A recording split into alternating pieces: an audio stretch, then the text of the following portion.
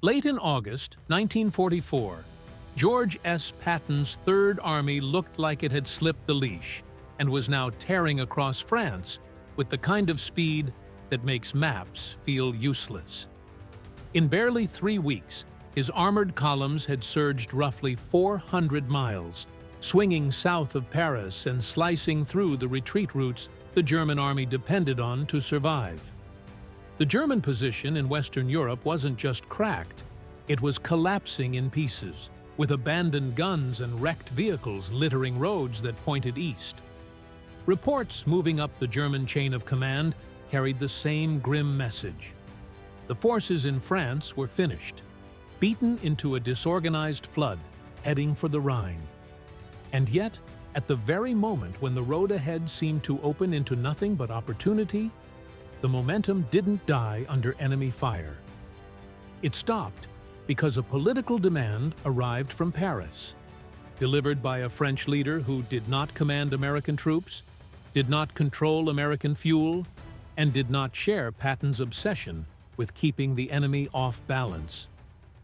Charles de Gaulle was about to force a pause that Germany could not have created on its own, and that pause would become the quiet hinge on which months of blood and winter misery would later swing. Only a short time earlier, the story had looked very different.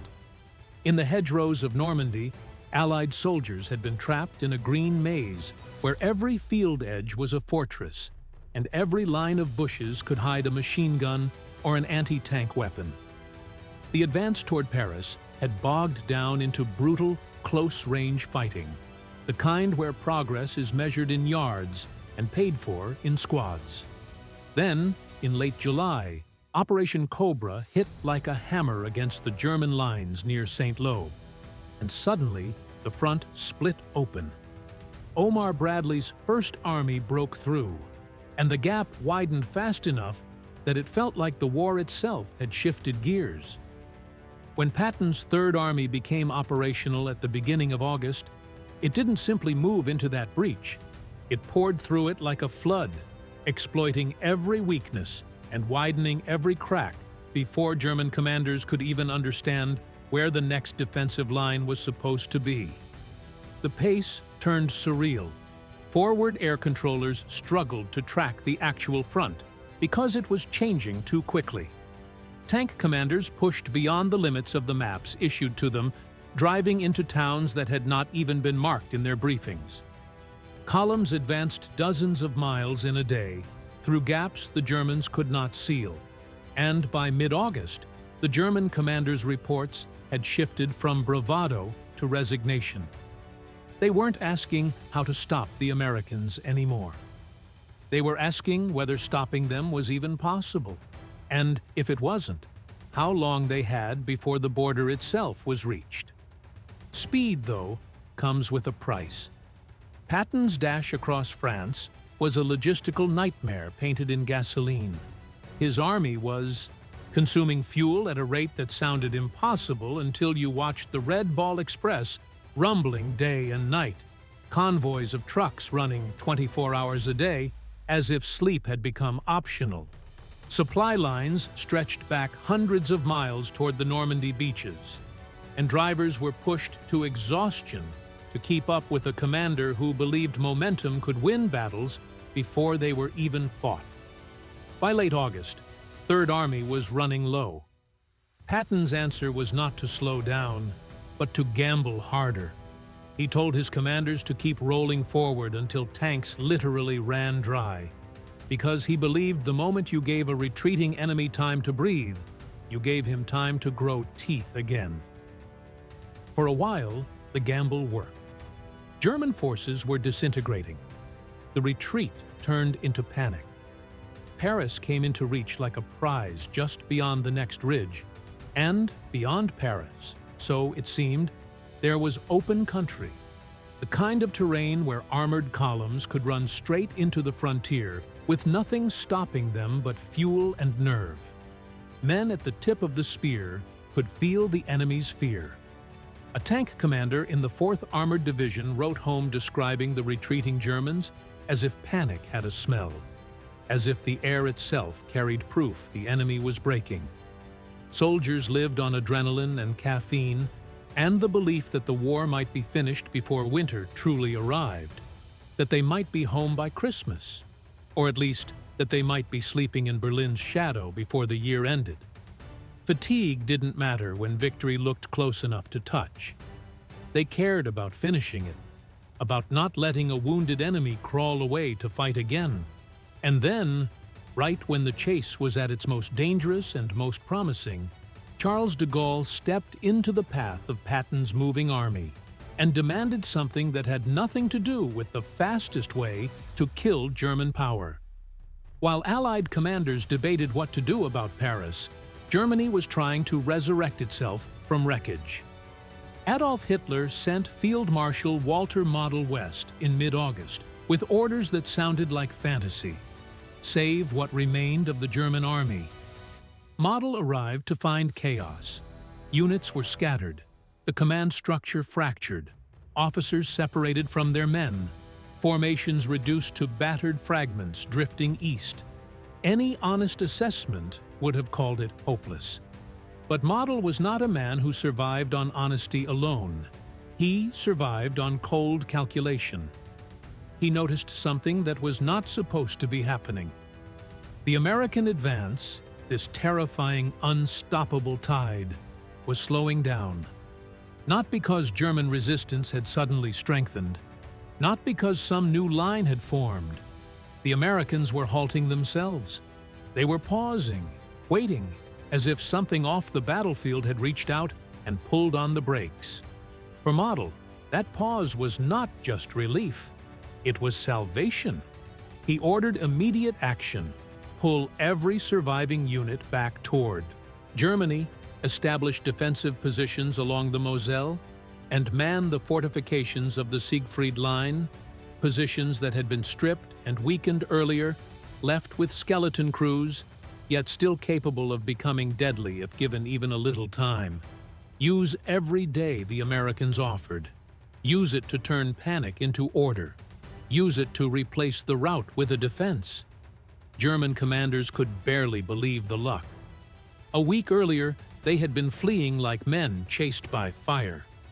Now, because the enemy had stopped, they had time to reorganize, time to build a wall, time to make the next fights costly enough to change the entire shape of the campaign. For Charles de Gaulle, this was the moment he had waited through 4 years of occupation and humiliation to claim. Paris was more than a city. It was the symbol of France, its pride, its future, its legitimacy. Whoever entered Paris as liberator would hold the emotional key to the country. De Gaulle was determined that France would not be seen as rescued by outsiders, not in the images that would circle the world, not in the story that would be told for decades.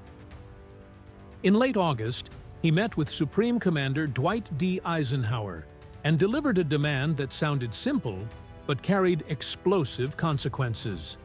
French forces must liberate Paris. French, not American, not British. Eisenhower tried to explain the military situation with the calm of a man balancing a coalition on his shoulders. Patton was positioned to cut off German escape routes. American units could secure the city quickly. There was no pressing military reason to stop the chase east. But de Gaulle did not care about battlefield efficiency. He cared about political reality. The French public needed to see French soldiers entering their capital. The resistance inside Paris had already risen up days earlier and was fighting in the streets, dying with the belief that liberation was at hand. And then de Gaulle made the threat that forced Eisenhower's hand. If the Allies did not permit French forces to enter first, he would order the French 2nd Armored Division to go in anyway. He would break the chain of command, fracture Allied unity, and create a political crisis in the middle of a campaign that depended on unity to function. Either way, he made it clear the advance toward Germany would stop. Eisenhower had been here before, standing at the intersection where military logic collided with political necessity. He knew what Washington wanted most: keep the alliance together, keep the coalition stable, keep France cooperative, because governing liberated territory and maintaining legitimacy would require French partnership. Offending de Gaulle now would not only risk a symbolic victory, it could poison the political landscape for months, maybe years. Eisenhower called Bradley and laid out the situation. De Gaulle demanded French troops enter Paris first, which meant slowing the American thrust and diverting resources to support the key French formation. There was also the nightmare hidden within Paris itself. The German commander in the city, Dietrich von Choltitz, had orders from Hitler to destroy Paris if it could not be held. Bridges were rigged, monuments threatened, demolition prepared. If the uprising continued without support, Hitler wanted to leave the Allies not a liberated capital, but a ruin. Bradley protested with the urgency of a commander who could see Germany within reach. Every day of delay allowed the enemy to regroup. Paris could be liberated after victory, he argued, after the German army was smashed so completely it could not recover. Eisenhower understood Bradley was right from a purely military perspective. But Eisenhower was not only a general, he was the man holding together a partnership of nations. And that partnership required decisions that could not be justified by maps alone. So Eisenhower made the call. The French 2nd Armored Division, under General Philippe Leclerc, would enter Paris and claim the symbolic liberation. American forces would support the operation, but would not take the lead inside the city. The drive toward Germany would pause. At least a week. Bradley passed the order down, and eventually it reached Patton. Third Army would halt. Fuel and supplies would be redirected. The chase would be interrupted for the sake of political theater and coalition management. For Patton, it was not simply frustrating, it was enraging. He had momentum, open roads, and the sensation that the enemy was one more hard shove away from total collapse. Now he was being told to sit still so another army could stage the liberation of a capital for cameras and history books. To Patton, it felt like someone had grabbed victory by the collar and yanked it backward. When French forces rolled into Paris in late August, the scene became exactly what de Gaulle wanted. Armored vehicles moving down iconic avenues, crowds spilling into streets, bells ringing, flags waving, a city erupting in relief and joy. De Gaulle stood in the Cathedral of Notre Dame and declared France liberated, and the images were broadcast across the world, sealing a political victory that would shape post-war France's narrative. But the photographs did not show what was happening east of the city. While celebrations filled Paris, Patton's tanks sat quiet on roads and in muddy fields, waiting for fuel that was being burned behind them in a symbolic triumph. The supply system that had been stretched to the breaking point now had to feed not only the armies at the front, but also a liberated city of millions that required immense daily deliveries: food, coal, medicine, just to stay alive. Every truck hauling supplies toward Paris was a truck not hauling ammunition and fuel forward. Men on the front lines watched convoys roll away from them, heading back toward the city, and the sight felt like betrayal.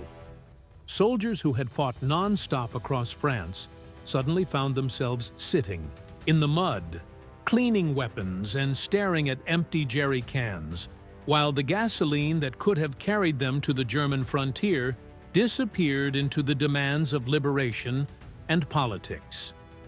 Patton's staff did the math, because war, at its core, is numbers translated into blood. The fuel consumed supporting the operation and the city behind it was enough to move Third Army roughly another 100 miles toward Germany.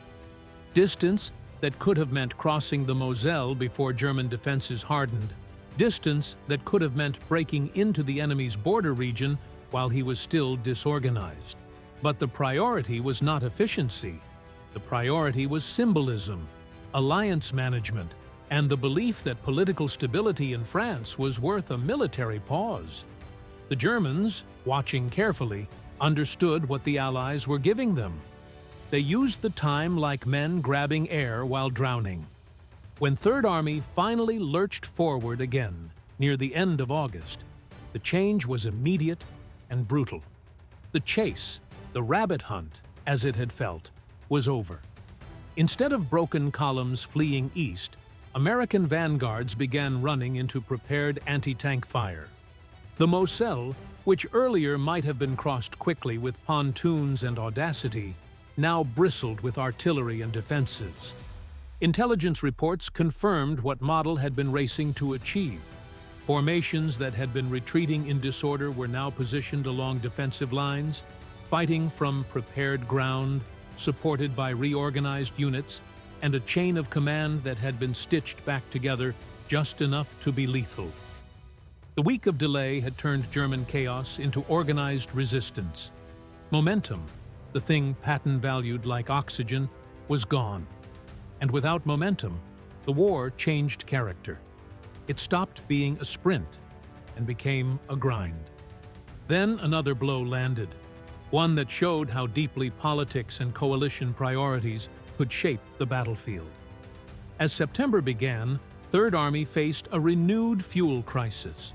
After the diversion toward Paris, the Red Ball Express could not keep up with the competing demands. Patton's tanks began to run dry again, this time as they approached the German frontier, where every mile mattered. And then came orders that felt like another hand tightening around Patton's throat.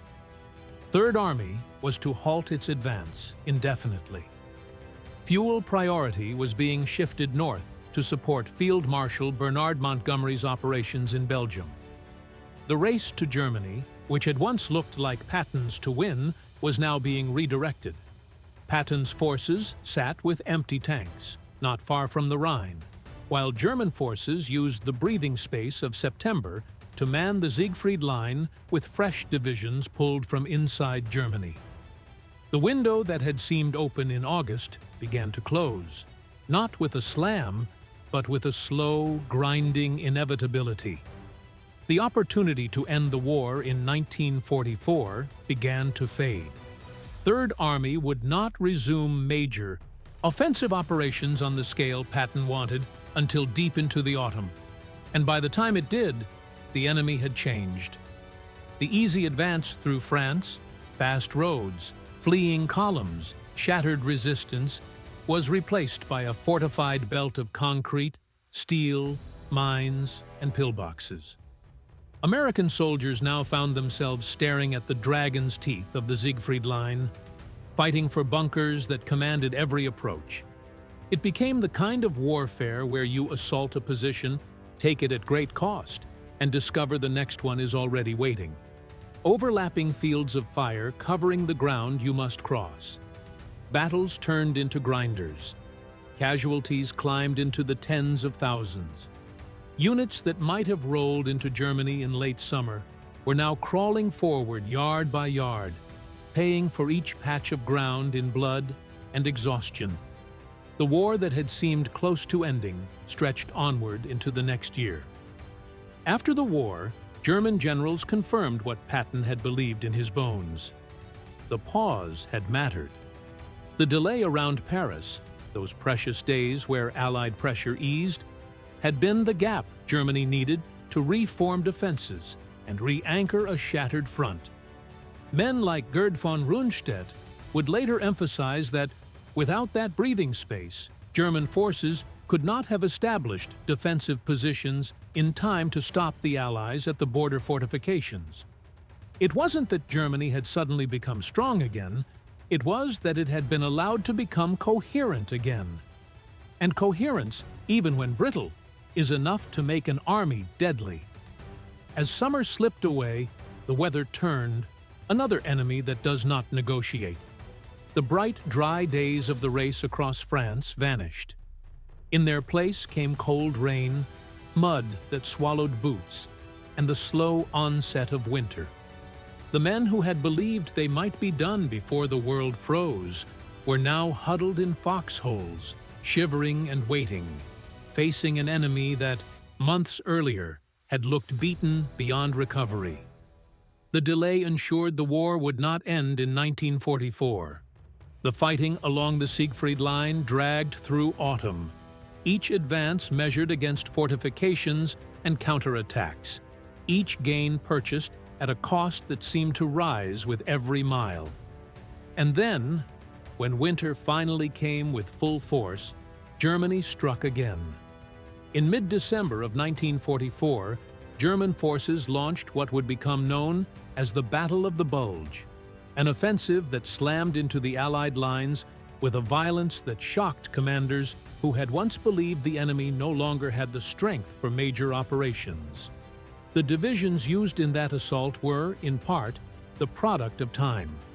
Time Model had fought to create. Time the Allies had unintentionally provided during the crucial week in late August. The result was catastrophic suffering.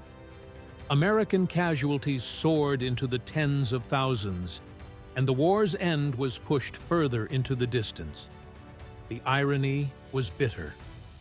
De Gaulle achieved the political victory he wanted in Paris, securing images and symbolism that would define France's post-war narrative.